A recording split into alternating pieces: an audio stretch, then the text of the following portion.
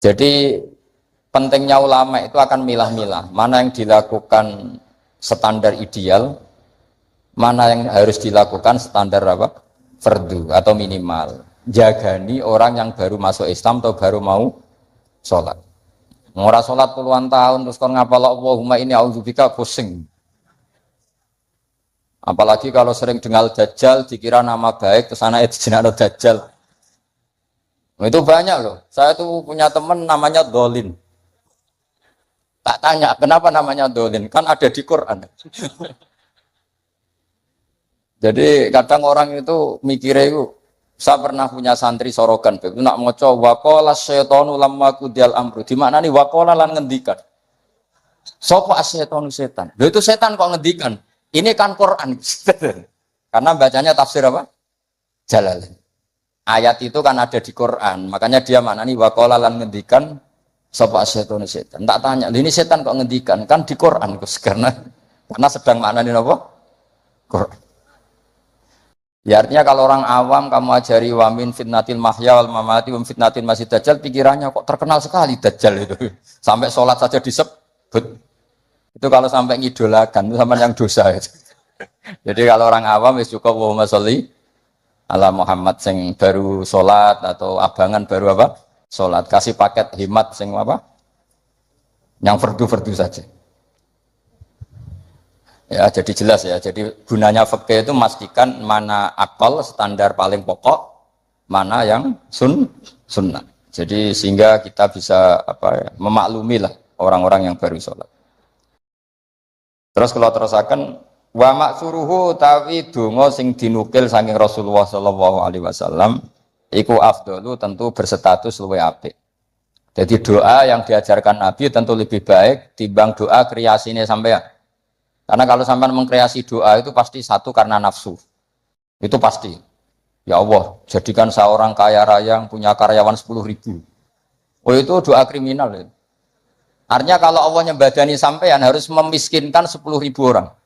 Karena tanpa mereka dimiskinkan nggak jadi buruh sampean kan gitu. Jadi gayanya baik tapi agak kurang ajar. Karena bayangkan orang lain miskin jadi buruh. Apalagi kalau doa gini, ya Allah, jadikan seorang kaya yang rumah 1.000 orang yatim. Itu kalau doa sampean mustajab, harus mematikan 1.000 bapak. Supaya ada ya yatim. Makanya doa udah aneh-aneh, itu bahaya. Wong nak doa ini, doa kula sugih Gusti, ben saged nyafati Gus Mbak Habib Bidin. Kersane saged nulung, berarti kan bayang aku kere. Kere terus disantuni, kan kurang ajar betul. Gitu. Rausa donga kreasi itu bahaya karena coba kalau sampean donga ya Allah paringi kula sugih ben saged nyantuni Gus Pak. Berarti kalau doa itu mandi, saya dimiskinkan dulu, butuh santunan. Ngawur sekali doa itu. Makanya yang pernah doa gitu dicabut ya mulai hari ini itu.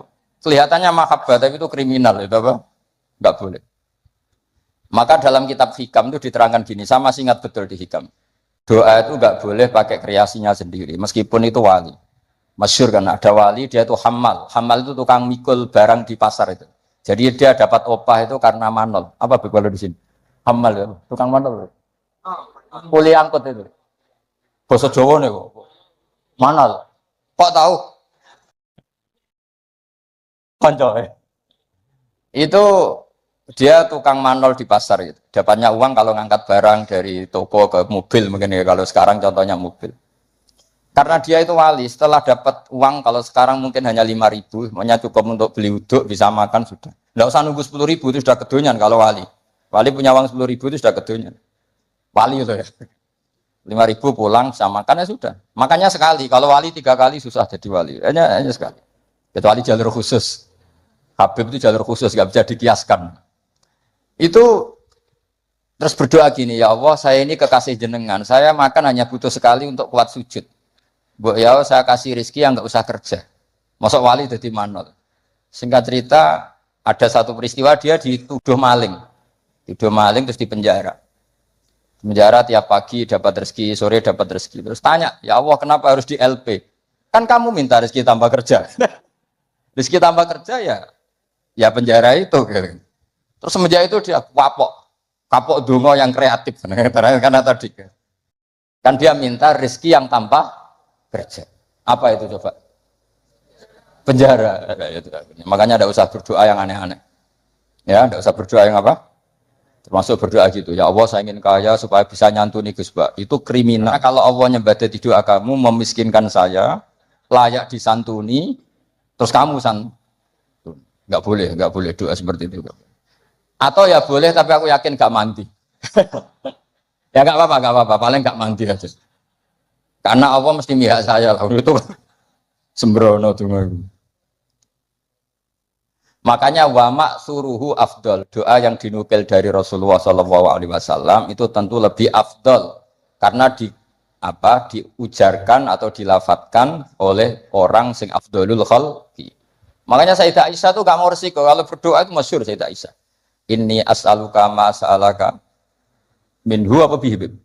Inni as'aluka ma sa'alaka minhu habibuka Muhammad. Wa asta'idzu bika mimma sta'adha minhu habibuka Muhammad. Jadi saya minta sesuatu yang pernah diminta oleh kekasihmu yaitu Nabi Muhammad dan saya berlindung dari sesuatu yang pernah Nabimu berlindung. Jadi karena nggak mau resiko. Ada sahabat berdoa, ya Allah berikan saya kesabaran yang sempurna. Itu sama Nabi ditegur, jangan kamu tidak kuat. Karena kesabaran yang sempurna di bojo mati, di anak mati, sing ngutangi nageh, tangga ora percaya, nyai gagal. Karena kalau minta sabar yang sempurna kan ujiannya harus ekstrim. Bojo minggat, anak minggat. Makanya kan Nabi jangan minta doa seperti itu. Nanti kamu udah kuat. Padahal kesannya religius, minta ya Allah saya jadi orang yang sabar. Karena sama Nabi ditegur, jangan kamu udah. Ya jadi jangan berdoa yang kreasi itu efeknya itu udah baik. Ya, wa maksuruhu afdal. Kalau kesusahan ya semuanya Rabbana atina fid dunya hasanah. Ya itu aja aman itu, aman. Doa sapu jagat kata orang-orang itu pokoknya Rabbana atina fid dunya hasanah wa fil akhirati hasanah wa qina adzaban. Jadi wa maksuruhu afdalu. Pun mriki wonten bawah menika. Utawi donga sing dinukil sangka Rasulullah sallallahu alaihi wasallam iku afdalul wa wa minhu lan iku setengah saking maksur utawi donga Allahumma ighfirli ma qaddamtu wa ma akhartu. Ada yang hafal? Terus wa ma akhartu wa ma asrartu wa ma asraf. Urutannya dulu. Allahumma ighfirli ma qaddamtu wa ma akhartu wa ma asrartu wa ma a'lantu. Terus antal muqaddimu. Oh nak bab donga hafalan, tukang jaluk ternyata. Teruskan. Ilahi lanta subhanak terus ini kuntu itu mesti malaikat selangit bilang kamu sudah tahu kalau kamu minat dzalimin. Ini kuntu minat dzalimin. Terus ada lagi yang populer, Allahumma firli dzambi kullah terus dikohu wa jillahu wa awalahu wa akhirahu wa alaniyatahu wa sirrah. Jadi doa yang maksur itu lebih apa? Afdol. Tapi tadi ya kalau untuk ngajari orang awam nggak boleh panjang-panjang, terutama yang jadi imam. Nanti kasihan yang jadi apa? Makmum. Jadi ajarannya Nabi itu kalau orang jadi imam, sholatnya itu disuruh cepat. Itu zaman sahabat. Cepat tuh nunggu disuruh. Alhamdulillah kan kita tanpa disuruh sudah cepat. Jadi zaman sahabat itu zaman masih waras. Sehingga untuk sholat cepat saja nunggu diperintah Rasulullah. Andai kan Rasulullah menangi zaman akhir, pernah perintah cepat apa enggak? Oh enggak pernah, karena sudah cepat sekali, sudah tidak cepat lagi ya Pak. Cepat sekali, malah mungkin agak dilarang. Maksudnya cepat tidak seperti itu. Karena kita sudah parah. Masa terawih hanya berapa? 7 menit ya? Itu 20 rakaat. Berarti 7 menit itu berapa berarti? Itu dibagi 20, berarti per 3 menit ya? Dapat 2 rakaat. Mau itu parah itu. Untungnya sholat sunat, kalau sholat fardu tak demo itu. Ya itu ya, jadi termasuk yang warid atau maksur adalah Allahumma firli ma qaddamtu wa ma akhartu saterusnya. Wa yusannu lan den sunanto apa ala yazida yen to ora nambe apa doa ala qadri tasyahudi ngatasé kadar tasyahud wa sholati lan kadar sholawat ala nabi sallallahu alaihi wasallam. Nah ini fikih yang sangat saya setuju. Sebaiknya kalau minta sesuatu kepada Allah tidak melebihi sighatus tasyahud atau sighatus sholawat ala Rasulillah sallallahu alaihi wasallam. Ini fikih yang sangat etis menurut saya, sangat beretika. Mosok nyebut Nabi Allahumma sholli ala Muhammad berapa kalimat Allahumma sholli ala 3 kalimat. Padahal Nabi yang mensyafaati kita, yang sudah baik mengeluarkan kita minadz dzulumati ilan nur. Tapi ketika kepentingan kita bisa berkalimat-kalimat. Iku jare Allah mesti ngene, iki piye? Eling nabine mau tolong kalimat, eling hajate dhewe berkalimat-kalimat. Iku gak ada etika. Lan nek ndonga ku aja nglangkai kadar tasyahud dan salat alan Nabi. Makanya saya itu termasuk orang yang kalau baca sholawat itu jarang berdoa, mau sidik tok di belakang. Jangan sholawatnya sedikit, kemauannya banyak. Makanya sholawat masisiyah itu menurut saya itu bagus sekali, karena nyifati Nabi panjang sekali. Nabi adalah orang yang manfalakotil anwar waratakotil hakoik, disifati banyak baru minta sedikit. Kalau kamu kan enggak. Allahumma barakati sholat ala Nabi Muhammad salli ala Muhammad, ikdi hajatina wa hajati abaina wa abnaina. Terus bakas bapak boe tangga nyebutin Nabi pisan tapi nyebut hajatnya gak barbar. Itu sangat tidak sopan dalam aturan yang benar. Tapi dalam aturan toleransi itu tidak apa-apa. Wong ilmunya baru sampai situ, paham ya? Jadi ini jelas ya. Apa wa yusannu apa tadi itu? Wa yusannu alla yazida ala qadri tasyahud wa sholat ala Nabi sallallahu alaihi wasallam. Ya. Doa itu ya sunat. Tapi usahakan proporsinya jangan lebih panjang ketimbang apa? Syahadat dan sholat. Karena ini menyangkut etika. Menyangkut apa? Etika. Masa nyifati Allah sekenanya, misalnya, ingat Nabi juga sekenanya, kemudian ingat hajatnya sendiri panjang. Ini jelas ya, jadi itu etika. Makanya alhamdulillah guru-guru kita ngajari sholawat itu paket lengkap. Kan kita sholawat kita kan paketnya lengkap. Coba sekarang dihitung saja. Allahumma sholli ala sayyidina Muhammad wa ala ali sayyidina Muhammad kama shallaita ala sayyidina Ibrahim wa ala ali sayyidina Ibrahim wa barik ala sayyidina Muhammad wa ala ali sayyidina Muhammad kama barakta ala sayyidina Ibrahim wa ala ali sayyidina Ibrahim fil alamin innaka Hamidum Majid. Terus paket doanya sedikit. Ya tadi karena kebetulan sampai napalnya kan hanya Allahumma inni a'udzubika min adzabil qabri wa min adzabin nar fitnatil mahya wal mamat fitnatil masih dajjal. Jumlah itu dengan sholawat tadi banyak mana? Banyak sholawat itu masih bagus. Ya jadi apa ya menurut saya fikih ini bagus ya. Jadi apa? Disunatkan doa itu tidak melebihi jumlah apa? Tasyahud dan sholat. Kira-kira ya seperti itulah. Etikanya memang seperti itu. Ya jadi kecuali doa itu panjang tapi kamu tidak niat disembadani. Mau bukti butuh yang pangeran. Makom Syed Abdul Haddad. Tapi potongannya sampean mesti ndak. Syed Abdul Haddad itu saya berdoa bukan karena saya butuh, untuk menunjukkan saya iftikor dan ibtihal sama Allah. Jadi yang minta itu bukti butuh saja, tapi nggak ingin disembadani. Tak pikir sampean tidak seperti itu. Jaluk tenan, arah disembadani. Jadi nak jaluk disukani Gusti lah, kok boten malah sekolah teruskan. Watani asyara utai kang kaping 12 iku assalamu salam. Jadi rukun yang ke-12 adalah salam. Wa aqalluhu ta siri-siri salam ku assalamu alaikum. Pakai al. Wal asahu ta sing asa iku jawazu salamun alaikum. Boleh misalnya redaksinya bukan assalamu alaikum tapi pakai apa? Salamun alaikum tanpa al. Al asah utai sing asa al mansus ku la yudzi ura nyukupi apa salamun alaikum hu ing iki wa. Wallahu a'lam. Wa annahu lan satemene kelakuan iku la tajibu ora wajib niatul khuruji niat keluar sangka salat. Wa akmaluhu te sempurna-sempurnane salam assalamu alaikum warahmatullah. Ya kita kan jadi sebetulnya yang wajib hanya assalamu alaikum. Tapi karena kita taunya assalamu alaikum warahmatullah ya kita semua bilangnya assalamu alaikum warahmatullah. Marrota ini kelan rong ambalan yaminan kelawan arah nganan wasimalan kelan arah ngiwa. Multafitan hale wong sing melengak fil ula ing dalam taslimah sing ula hatta yura sehingga iso den tingali apa khadduhu pipine wong al aimanu kang kanan wa fisaniyati al aisaru iso ditingali pipi sing kiwa. Jadi melengake tenanan sekiranya orang di belakang kamu bisa melihat pipi kamu. Tapi itu sunat tok loh ya. Gara-gara sunat banyak yang tidak melakukan. Sebenarnya salam itu sampai gini. Sehingga orang di belakang kamu bisa melihat pipi. Ya kalau dari kanan ya pipi kanan, nanti kalau ke kiri ya pipi kiri. Terus nawiyan hale wong sing niat assalama ing uluk salam alaman ing atase wong an yamini wa yasari minal malaikati wa insin wa jinnin. Ketika bilang assalamualaikum salam untuk kalian semua. Nah, itu niatkan untuk malaikat yang di kanan kamu atau manusia di kanan. Karena redaksinya harus ada objeknya assalamu alaikum. Salam untuk kalian semua. Kalau nggak niat untuk malaikat kan nanti repot. Nak pinggiran tembok atau pagar. Terus pagar itu piye karepe barang mati kok disalamin.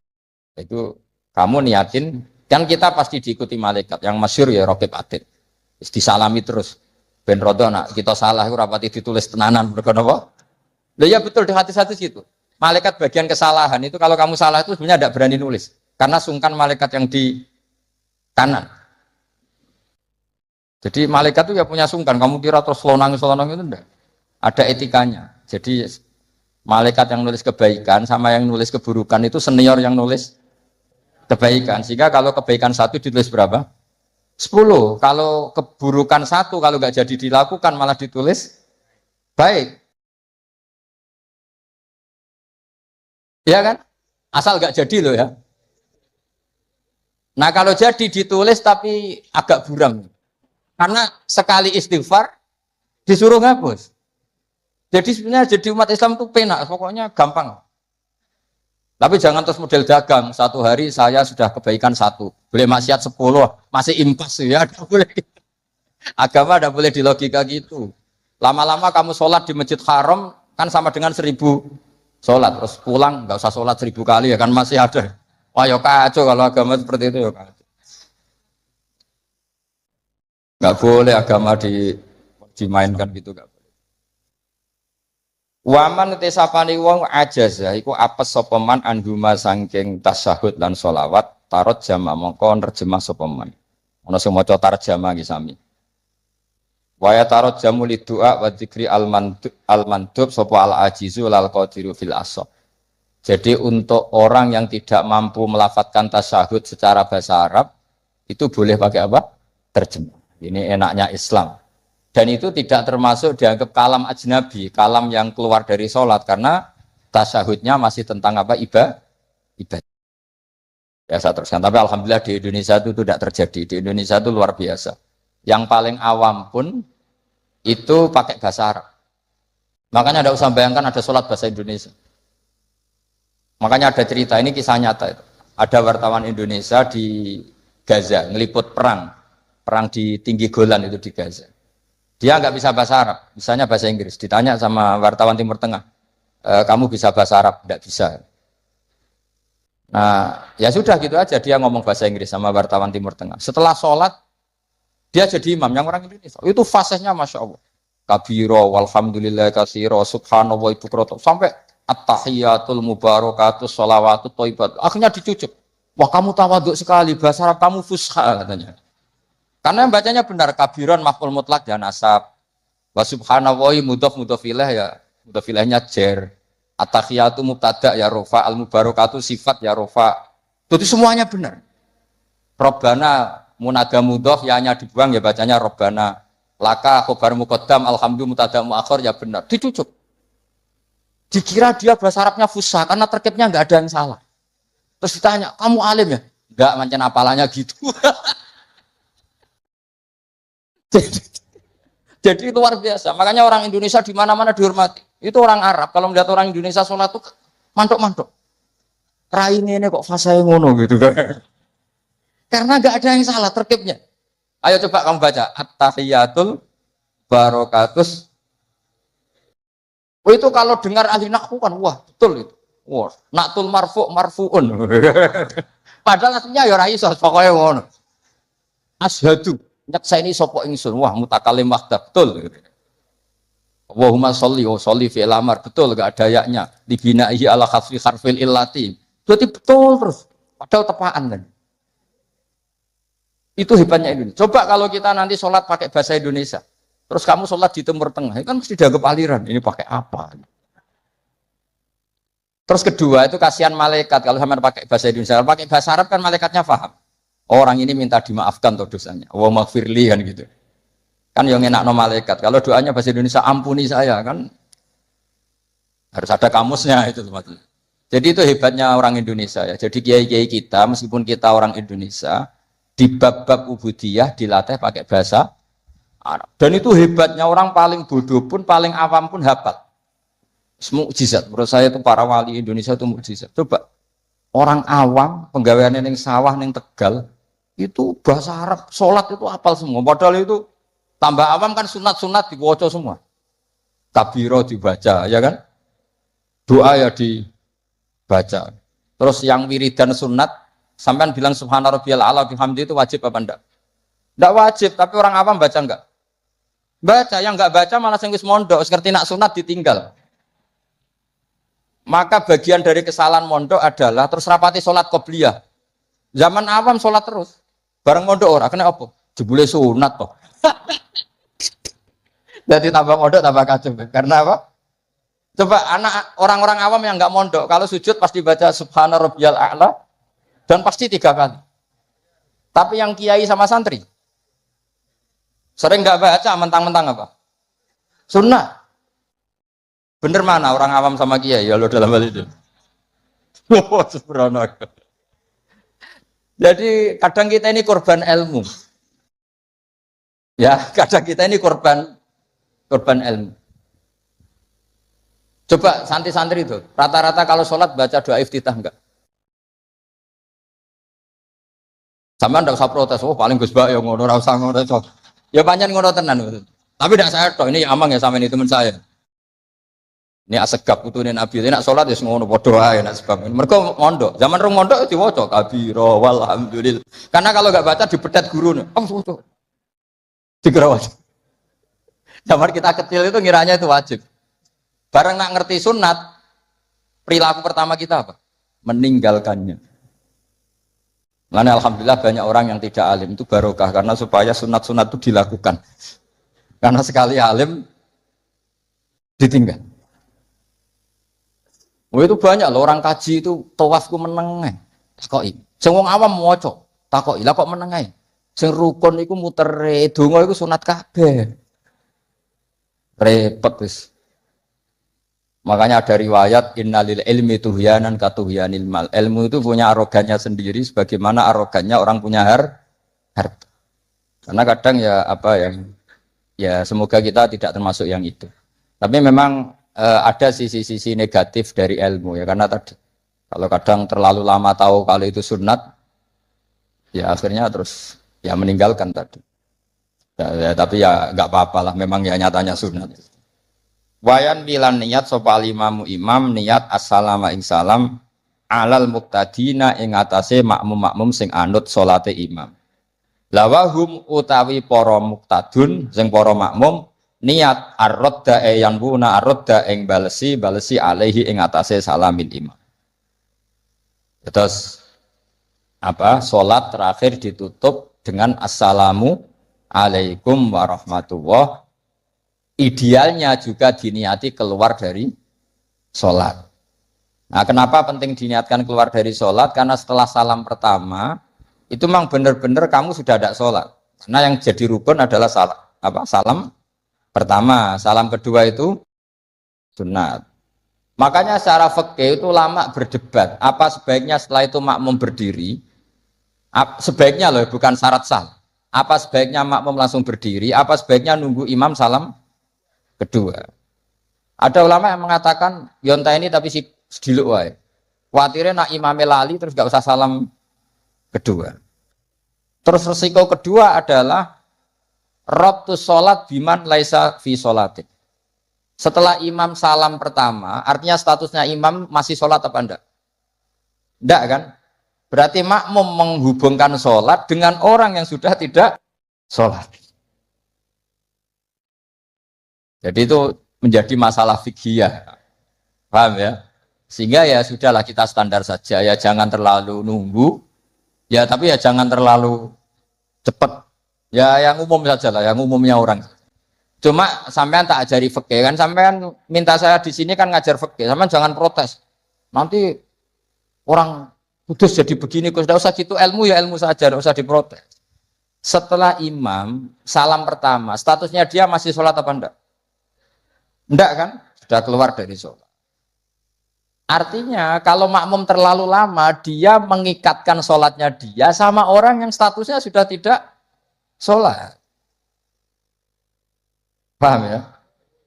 Tapi kalau kamu terlalu langsung berdiri, kamu kan tidak tahu kepastian assalamu lagi sin podok mem. Kok as langsung muatek. Ini makmum balik, lowong belum selesai kok. Ya pokoknya gitulah sampai nanti kalau soleh ya bisa sendiri lah. Pokoknya sudah gitu. Saya hanya ngajarkan secara apa status fikihnya, apa status fikihnya seperti itu. Ya. Jadi salam yang benar-benar rukun itu hanya salam pertama. Dan karena salam pertama sudah dilakukan imam, artinya imam itu wis tidak sholat. Anda kalau sampai terlalu lama, berarti menggantungkan sholat kamu dengan orang yang sudah tidak sholat. Nah ini yang saya akan memberi maklumat ke sampean. Ini penting saya utarakan. Terus ada keunikan dan ada perbedaan. Kalau sampean sholat, imamnya itu biasanya habis sholat madhep mana? Umumnya di kiai ini sampean tetap madhep kiblat apa madhep ngalor? Cara Indonesia. Ayo yang madhep kiblat, kiainya madhep kiblat ngaco. Yang gampang itu. Kiblat. Yang serong, buka serong kok wong nakal ya. Madhep utara, madhep ngalor. Apa? Berapa? Imamnya sampean madhep ngalor. Terus nak sing madhep ngetan? Nggak ada kan? Nggak jawab, oh yang madhep ngetan kubu sebelah, oh nah aneh. Ya udah usah gitu. Itu filosofinya begini. Nah ini penting ya, penting saya jelaskan. Di tek-tek hadis sahih, saya ulang lagi di tek-tek hadis sahih, itu Rasulullah setelah salam itu redaksinya aqbala alaina biwajhi. Maka Nabi menghadap ke kita dengan wajahnya. Berarti kira-kira kalau di Indonesia menghadap mana? Timur. Tapi itu tidak konsisten. Konsisten itu ahyanan, tidak konsisten itu ahyanan. Nah, kenapa guru-guru kita tetap madhep kiblat? Karena afdhalul jihad itu kiblat. Kadang guru kita kadang menghadap apa? Utara. Tapi sebagian guru kita juga kadang menghadap ke timur, misalnya langsung ngaji. Itu filosofinya gini di beberapa syarah di Fathul Bari itu. Nabi itu kan sholat, dengerin ya, Nabi itu sholat. Makmumnya itu rata-rata itu kadang 7 kilo dari dalamnya Nabi. Dengerin ya, berapa? 7 kilo, enggak pakai motor ninja, enggak. 7 kilo pakai onta. Kalau sampean bilang 7 kilo pakai motor kan, resikonya apa? Ini dengerin, awas kalau salah. Berarti kalau salah sanad. Maksudnya sampean yang salah, bukan saya. Artinya andekan, tak ulang lagi, andekan Nabi tetap berposisi menghadap kiblat, maka makmum yang baru datang tuh ngira Nabi masih sholat. Sehingga kadung Allahu Akbar langsung duduk. Karena ngiranya Nabi masih, padahal Nabi sudah tidak. Maka untuk mengantisipasi itu, Nabi memaklumatkan diri dengan akhwalnya, perilakunya, beliau menghadap makmum. Supaya ada kepastian kalau beliau sudah selesai sholat. Sehingga karena illatul hukmi seperti ini, kita fleksibel. Kadang madhep kiblat, kadang madhep ngalor, kadang madhep nge. Itu ada filosofinya, orang gagah-gagahan. Ada yang madhep ngetan terus. Pokoknya Nabi seperti ini, tidak seperti itu. Semua perilaku Nabi yang tidak wajib, itu disara-sara disebut ahyanan. Sesekali tempo. Maka yang penting bagi imam itu begini. Yang penting setelah selesai salam, itu tunjukkan kalau sholat kamu selesai. Makanya banyak yang astagfirullahaladzim buantar. Untuk menunjukkan ini sudah mulai wiridan batas sholat. Jadi sebetulnya kalau menurut fikih beling, itu boleh saja kamu mengatakan bersalam, wis bar lo dulu. Tapi itu kan beling sekali, masuk bar sholat. Tapi itu bagus. Bagus untuk kelas kamu maksudnya. Supaya ada kepastian bahwa sholatnya sudah selesai. Oh, Nabi itu lebih sesat lagi yang di belakang ini. Itu ada ilmunya, sampean cek di Fathul Bari. Supaya kenapa saya cerita ini? Biar yang menghadap ngalor juga fanatik, yang menghadap ngetan juga tidak. Karena itu hanya untuk menunjukkan kalau Nabi sholatnya sudah selesai. Coba bayangkan Nabi itu idola kan, sudah jauh-jauh 7 kilo. Ke situ naik unta atau naik kuda. Terus ngerti Nabi masuk madhep kiblat, mesti cara sampean, alhamdulillah Nabi urung salam kan gitu. Barang wis melok lungguh. Dibeli Nabi, subhanallah, subhanallah, alhamdulillah. Lah terus makmume beling. Wah, rugi aku. Repot. Mosok makmum Nabi kok muni rugi. Mari Nabi ra kondo nak wis bar. Perkara ndak kira-kira seperti itu. Nah, daripada perkara Nabi secara ahwal menunjukkan kalau sholatnya selesai Nabi menghadap makmum sebagai maklumat kalau sholatnya sudah selesai. Clear ya? Sehingga kamu tidak perlu berdebat sunat mana Gus, madhep ngalor sama madhep ngitan. Malah takok sunat. Ngaji sik lagi takok. Senengane gugat. Ya ngaji sik, alim sik lagi takok. Lah nek salim rasa takok ya alhamdulillah. Tapi ini ndak usah alim takok gugat.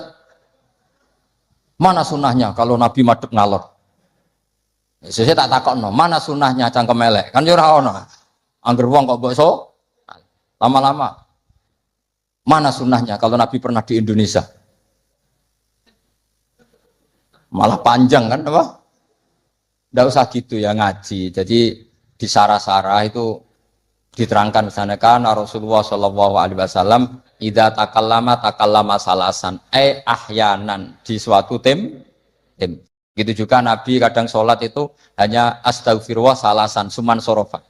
Beberapa kali Nabi sholat itu hanya baca istighfar 3 kali suman sorofa. Ya sudah segitu aja.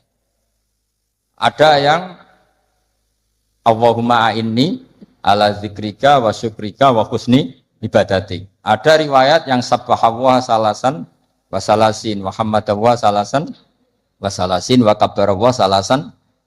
Terus kayak khusuk semua yang ahyanan ini dikombinasikan jadi satu.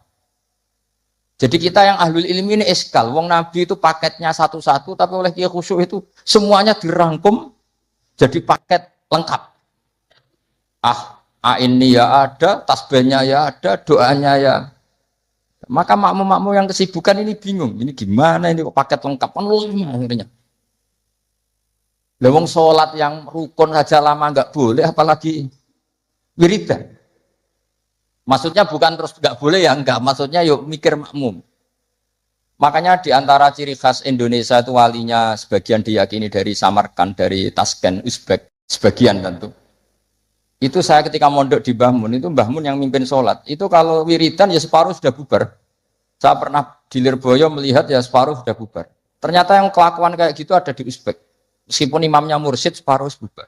Itu tradisi yang bagus, sudah harus ditiru. Artinya harus ditiru gini, untuk menjaga konstitusi wong nunggu buru ono separuh. Untuk menjaga konstitusi kalau nggak wajib ada yang bubar. Kalau semuanya nunggu berarti ini mewajibkan sesuatu yang tidak wajib. Itu bahaya kalau dalam konstitusi ilmu.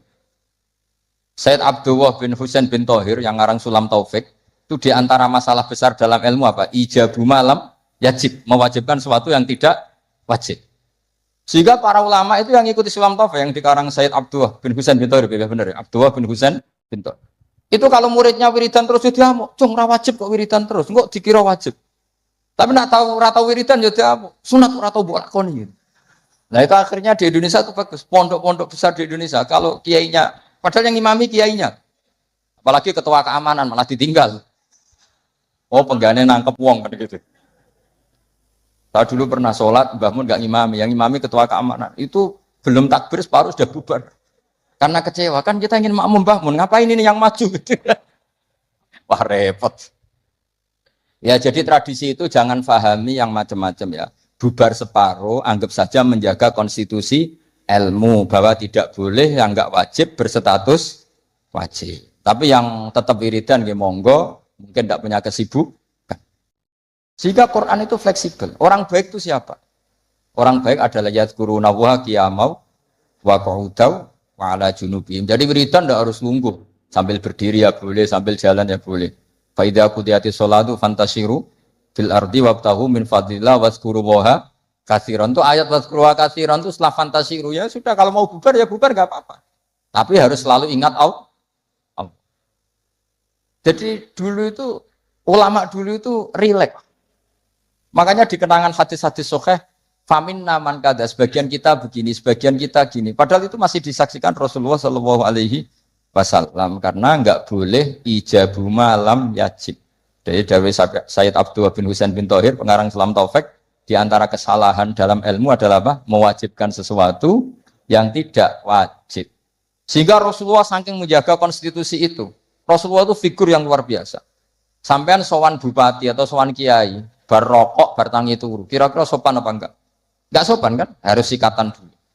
Sebab itu normalnya sikatan itu wajib kalau mau sholat. Mau sowan kiai wes sikatan. Tapi Nabi kalau mewajibkan sikatan, maka melanggar konstitusi ilmu. Karena mewajibkan sesuatu yang tidak. Padahal Nabi berhak, karena beliau Nabi, musyarrek. Tapi Nabi ngedikannya kelihatan ngeper. Tapi ngeper ini menunjukkan Nabi betapa mutabakhir fil ilm. Laula an asyukko ala ummati la amartuhum bisiwak inda kulli sholat. Umpomo gak masakoh ning umatku, siwak tak wajib no. Karena secara etika harusnya wajib. Tapi secara konstitusi nyatanya tidak wajib. Nah karena baina ini, kira mana nih baina? Ya antarane iku, Nabi ngendikane laula an asyuk. Nabi itu suka qiyamul lail itu suka sekali, bukan enggak sekedar suka. Sehingga beliau qiyamul lail di masjid. Tapi ketika sahabat ikut qiyamul lail lagi, Nabi enggak keluar lagi. Karena takut dianggap wajib. Itu Nabi. Makanya saya itu sebenarnya kepengen puasa Senin Kemis, tapi anggar kiai kok puasa Senin Kemis kok dikira wajib. Mengenai aku ora tau poso. Maksudnya aja ditiru, ini mau cerita. Ini agak-agak arogansi ilmu, tapi memang harus ada yang jaga konstitusi ilmu. Ini saya punya teman ya amang rokokan. Mungkin untuk menunjukkan ada kaul sing ngarani oleh. Wah, buktinya aku rokok. Tapi saya enggak rokok. Jadi harus ada yang menjaga konstitusi. Saya sering ngecek beberapa hadis. Nabi itu kalau ada sesuatu yang positif, inginnya itu diwajibkan. Tapi secara konstitusi enggak wajib. Misalnya menggambarkan betapa pentingnya taatnya istri sama suami. Nabi ngendikan gimana tuh? Kalau saja boleh, seseorang makhluk boleh sujud sama makhluk, maka saya akan memerintahkan seorang istri bersujud sama suaminya. Tentu suami yang tidak kayak sampean, maksudnya itu gambaran kemarin. Sampean harus disujudi. Ora dipisoi sampai gitu kan.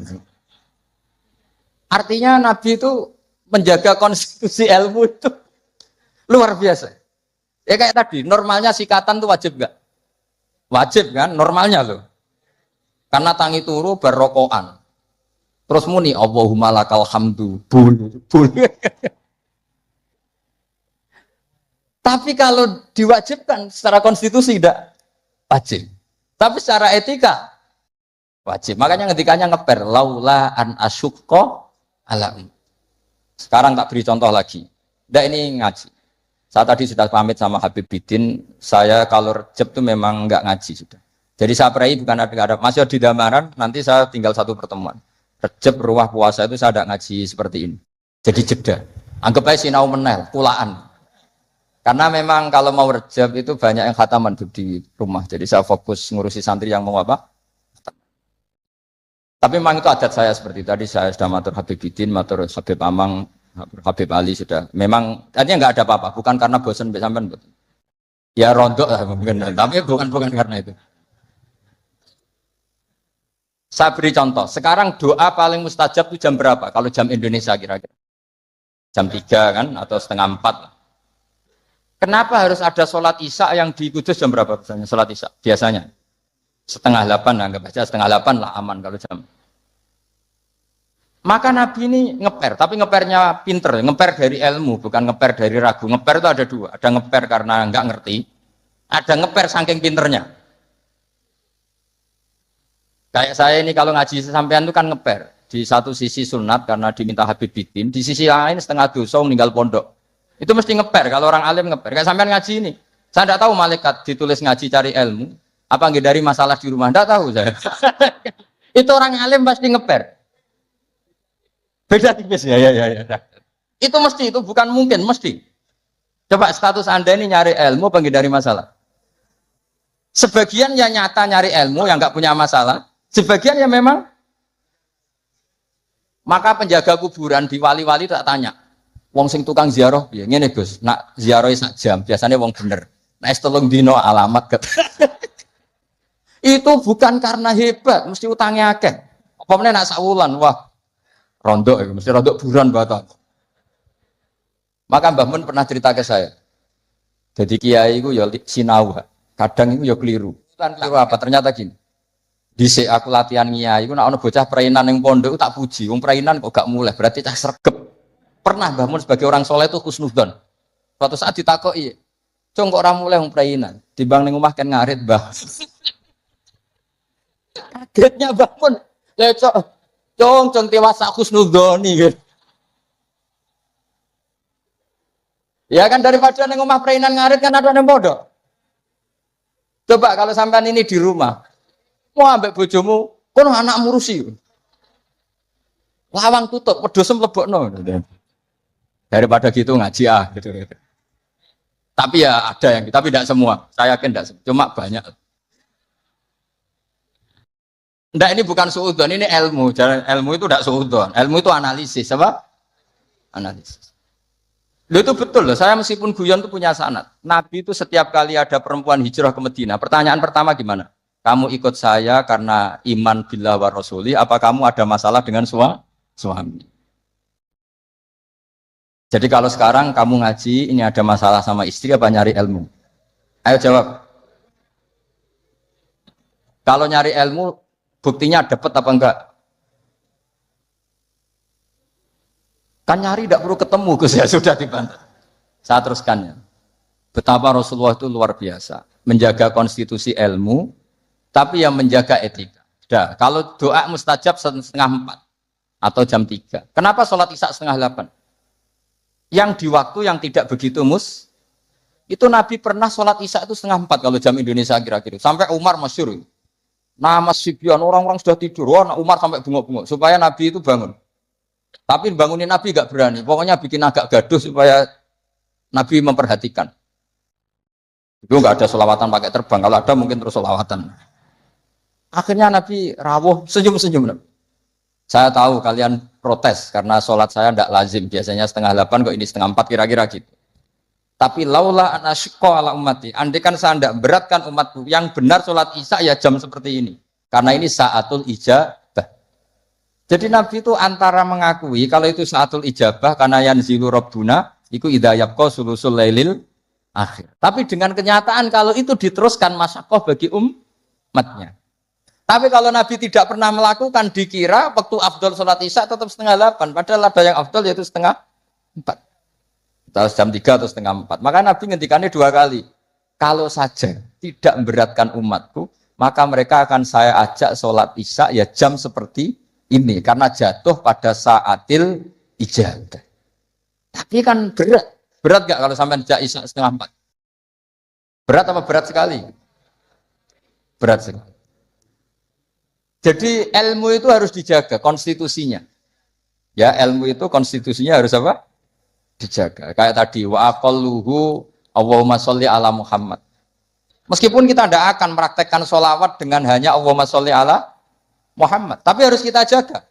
Ben nak ngelatih sholat wong awam sing lagi gelem sholat tidak langsung memberatkan. Coba wong awam lagi sholat kok latih nganti innaka hamidum majid Allahumma inni a'udzubika min adzab. Ora sida sholat karena kesuwen. Jadi makanya ada paket minimalis. Bayangkan orang yang baru sholat ada paket ideal. Pun ya, terus saya mohon sekali konstitusi ini dijaga. Terus sebagai kenangan ini tak bacakan yang saya kemarin baca ya. Ini di kitab Hasyatut Turmusi juz 3 halamannya 83. Ya, di kitab apa? Hasyatut Turmusi dikarang Syekh Mahfud Termas. Beliau adalah murid daripada Sohibul I'anas Sayyid Abi Bakar apa? Syato. Jadi kalau sanad saya ya saya Mbah Mun misalnya Mbah Zubair. Mbah Zubair di antara gurunya itu Kiai Fakih Mas Kumambang, beliau pernah ngaji Kiai Mahfud Termas. Kiai Mahfud ngaji sama Sayyid Abi Bakar Syato, terus ngaji Sayyid Zaini Dahlan, terus sampai Syekh Utsman Ad-Dimyati sampai Rasulullah sallallahu alaihi wasallam. Jadi redaksi tahiyat yang kita baca keseharian itu sanadnya seperti ini ya. Ini dengerin ya. Redaksi tahiyat yang kita baca keseharian itu sanadnya seperti ini. Saya baca ya. Bismillahirrahmanirrahim. Qauluhu asyhadu alla ilaha illallah wa asyhadu anna Muhammadar Rasulullah. Mun kepanggih nggih. Warodatu Mekah utawa keriwayatno apa anan Nabiya sallallahu alaihi wasallam Lailatul Isra ing dalam bengine Isra. Lama jawaza semangsane wis ngliwati sapa Nabi Sidratul Muntaha ing Sidratul Muntaha. Ghasyiyathu mongko ngliputi ing Nabi apa sahabatun apa mendung. Min nurin saking nur. Fiha kang iu tetep ing dalam nur minal anwari saking pira-pira nur ma uta apa wae sak kang ngersakno sapa Allah. Kalau dalam istilah surat Quran apa fa ghasyaha ma ghasya. Jadi Nabi ketika terbang lewati Sidratul Muntaha semuanya berbentuk nur dan nur itu enggak terkirakan. Faqafa mengko mandek sapa Jibril walam yasiran orang melaku sapa Jibril mau sertane Nabi. Terus Jibril mandek. Beliau tidak ikut Nabi jalan. Padahal mulai dari bawah ikut. Mulai proses terbang ikut semua. Tapi pas di situ Jibril apa? Berhenti. Faqala mengko dawuh lahu maring Jibril sapa Nabi sallallahu alaihi wasallam. Atat rukuni asiru munfaridan. Atat rukono to ninggal jenengan ni ingsun asiru ingkang lumaku ingsun munfaridan khalid dhewean. Cara Jawa wis piye to mulai kok ngisor mbok baturi pas sampe tok malah mbok tinggal padahal mau finish. Faqala mongko matur sapa Jibril dawe wa ma minna illa lahu maqamum ma'lum. Wa ma minna lan ora ana saking salah siji kita illa lahu kecuali ahadin minna maqamun te ana batas maqam maklumun kang wis ditenton. Intine cara Jawa iku saya bukan membiarkan engkau sendiri, tapi ini kelas saya maksimalnya sampai sini. Jadi kelas saya sampai sini. Jadi tahu diri Jibril. Ini sudah ada wilayah saya. Ini kelas saya berhenti di sini. Wa ma minna illa lahu maqamum. Faqala mengko dawuh sapa Nabi, sir ma'i walau khutwatan. Sir mlaku panjenengan ma'i serta ingsun walau khutwatan senajan to sak jangkah. Terus sampai Nabi dinyang, cara wong Kudus dinyang. Pun tambahi sithik mawon. Jadi Jibril dinyang, ya akhirnya gelem sungkan mek Kanjeng Nabi. Sithik wae sak langkah pun baturi sithik. Pasaro mongko lumaku sapa Jibril ma'u sertane Kanjeng Nabi. Fakata mongko meme sapa Jibril ayah tira kaya ento kobong sapa Jibril menanuri sanging nur wal jalali lan keagungan hebati lan wibawa. Wa sahura lan cilik sapa Jibril wa dzaba lan luruh sapa Jibril. Luruh iku meh koyo hancur jenenge dzaba. Hatta sora sing dadi sapa Jibril qadrul usfuri mok sak manuk emprit. Itu Jibril ketika melanggar satu langkah saja beliau luruh saking wibawanya Allah sampai hatta soro kodrol usfur. Jibril cilik nganti sakman emprit. Mengker dia cara Jawa kok rohan. Bangsa mengker kok rohan. Oh mengker cilik roh pinter nak bangun. Repot ya. Umat itu macam-macam. Ana roe mengkeret barang. Fa asyara moko isyarah sapa malaikat Jibril ala Nabi sallallahu alaihi wasallam isyarah bisalam iklan salam bi ayu salima gambare arep ento maca salam sapa Nabi ala Rabbi ing atase pangerane Kanjeng Nabi idza wasala nalikane wis temu sapa Nabi makanal khitab ing panggonane khitab. Jadi ketika Jibril enggak bisa ngawal sampai situ ya sudah jenengan saatnya kirim salam atau membaca salam untuk Allah Subhanahu wa taala. Terus faqala falamma wasala mongko semangsane tumeka sapa Nabi sallallahu alaihi wasallam ilahi maring makanal khitab atau ilahi ila makanil khitab kala mongko dawuh sapa Nabi at-tahiyatul mubarakatus sholawatut thayyibatu lillah. Kula maknani nggih. At-tahiyatu te segalane ruba-ruba al-mubarakatu kang berkah kabeh. As-sholawatu kang penuh dengan rahmat tazim atau ibadu kang suci kabeh iku kabeh lillahi kagungane Allah. Segala kebaikan, segala keberkahan, segala kehormatan segala kesucian namun kagungane Allah Subhanahu wa taala. Faqala mongko jawabi sapa Allah taala Allah menjawab assalamu alayka ayyuhan nabiyyu wa rahmatullahi wa barakatuh. Jadi ini sebetulnya tahiyat itu dua kalimat yang satu dari Nabi yang sebagian klausulnya dari Allah. Jadi at-tahiyatu sampai lillah dari Nabi yang assalamu alayka dari Allah untuk Kanjeng itu aslinya seperti itu. Ya, faqala Allahu assalamu alayka ayyuhan nabiyyu wa rahmatullah wa barakatuh. Assalamu te salam ka alaika ing atase panjenengan ayyuhan nabiyyu nabi wa rahmatullah wa barakatuh. Nah, ketika Allah sudah membalas Nabi seperti itu, Nabi itu ingin jangan hanya saya yang selamat. Ini saking syafaqahnya welase Kanjeng Nabi Muhammad sallallahu alaihi wasallam. Kan Allah hanya ngintikan assalamu alayka, kamu itu dijamin selamat Muhammad. Nabi kepikiran, nah umatku sing kudus sing ngaji ini nah juta libin iki piye? Wis ngaji ora pati paham piye. Bos ngaji ambek menghindari masalah iki piye. Jadi Nabi ingin ampun kula tok Gusti sing tok napa? Salam. Itu saking syafaqahnya Rasulullah sallallahu alaihi wasallam. Makanya tak baca biar semua tambah mahabbah kepada Rasulullah sallallahu alaihi wasallam. Fa ahabba mongko kepengin itu seneng banget. Fa ahabba mongko kepengin banget atau seneng banget sapa Nabi sapa Kanjeng Nabi Muhammad sallallahu alaihi wasallam. Ayakuna yen ta ana iku li ibadillah kedhe pira-pira kaulen Allah as-solihina kang saleh kabeh apa nasibun apa jatah bagian min hadzal maqam sang ilah maqam. Faqala mongko dawuh sapa Nabi assalamu alaina wa ala ibadillahi sholihin. Jadi Nabi nambahi piyambak, ampun saya tok Gusti tapi juga untuk semua hamba yang soleh. Ya soleh itu kelas-kelasan. Dan kelas wali, kelas amatir, kelas rakyat. Pokoknya kelas rakyat itu yang gak zina ya soleh, yang gak maling ya. Pokoknya yang gak dosa gede ya. Soleh senajan to pentino rokokan ning prapatan pokoknya dosa gede ya. Soleh. Pokoknya sesuai kelas masing. Ya kalau kelas awam kan pokoknya wabistina binil kabair tufaru saghairu wajal wudu yukaffiru. Gak nglakoni dosa gede ukuran orang awam ya wis napa? Soleh. Sampeyan kon ngilangi sak dosa cilik, ora oleh delok wong wedok, gak oleh ngrasani lara gremeng wis taqabbal wa minna minkum. Saudara serabakalan wis. Bar diwudoni jadi ada yang mari cari.